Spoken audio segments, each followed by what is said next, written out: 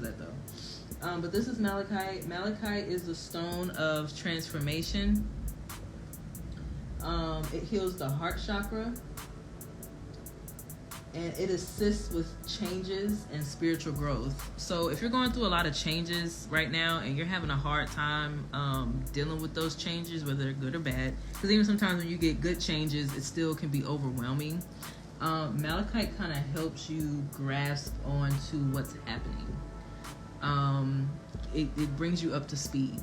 You know, sometimes, you know, especially if you're just getting blessed over and over again, it can be overwhelming and you're trying to figure out, like, you're trying to basically feel like you need to catch up with it. Malachite kind of assists you with accepting changes. Obviously, if they're negative changes, it just helps you realize that what is happening now is what it already is.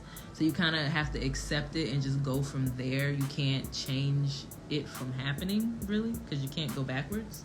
So it's a good crystal to use to just accept what's happening and kind of go with the flow. And during spiritual growth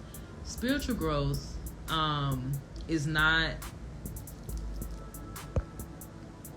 this fun, like, it's not like this fun, happy thing. Spiritual growth is a lot. You go through phases. I know the first phase I went through was disbelief almost on, you know, and regret, because knowing what I knew when I first started, like the knowledge that I was getting, I was like, damn, I could have did this back in the day, I should have said this, I should have did that, I shouldn't have hung with this person. But you know, you can't go off of that, and you can't be like that. So it kind of makes you sad, it makes you angry, because you realize how many fucked up things that has been done to you and that you let happen, blah blah blah. So you go through like the angry phase, and then you go through the hermit phase, which I'm trying to kind of get out of right now, where you don't want to fuck with nobody, because you're over it. You're like, you know, fuck you, like, y'all just want to, you know, fuck me over. You start to feel like nobody understands you anymore. And also you also become so into your journey at first that all you want to do is learn more. So you go through a hermit phase of really not going anywhere, not really talking to nobody on the phone. You might distance yourself from family, and I'm talking from experience. Like, I'm not talking like, you know, I'm going through this shit right now. I'm starting to come out of the hermit phase. I'm starting to go to family events more. I'm starting to meet new people. I'm on social media a little bit more, but now that I know what I know now, it's like a healthy balance of me just going on there to do what I need to do, to stay up to date, stay on brand, whatever, and then kind of like getting off, not really letting social media kind of run my day.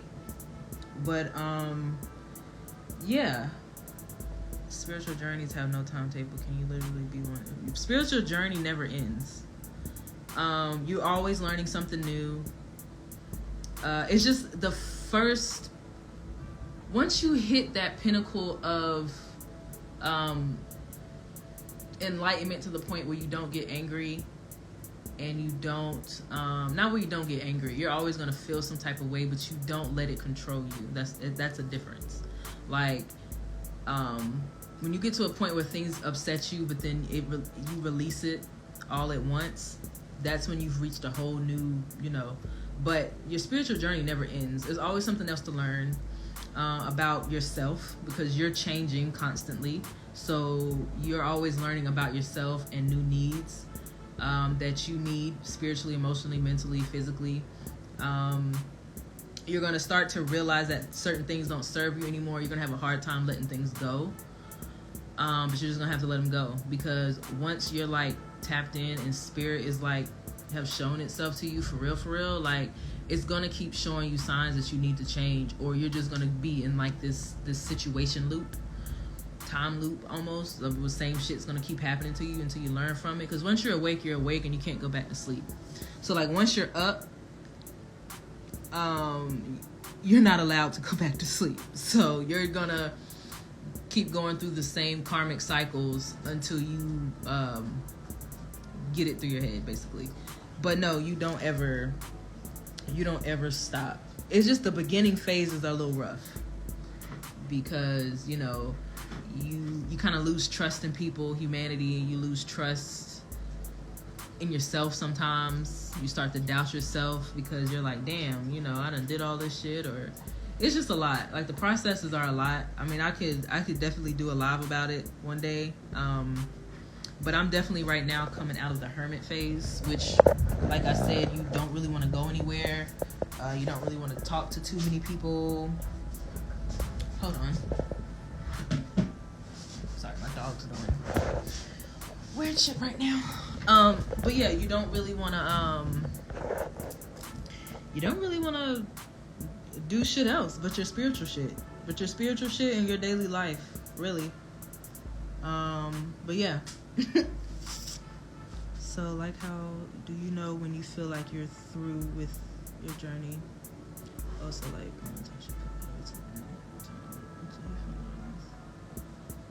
yeah, exactly like that.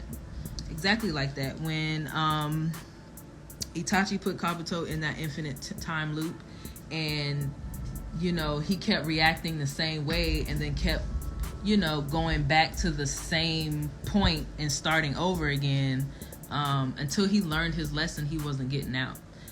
I just watched something else that had somebody do that. I don't know if anybody's seen Loki, but the same shit happened in there where Loki kept going through the same time loop until he grasped the idea of his ego. It was really about his ego. You pretty much your spiritual journey, the main theme of it is killing your ego, is letting your ego die. And so in both of those situations, they both didn't want to let go of their ego because they felt like they had to be the asshole, or they had to do this thing, or they couldn't think of anything else outside of what they needed in themselves. And once you start, like, really projecting outward as far as what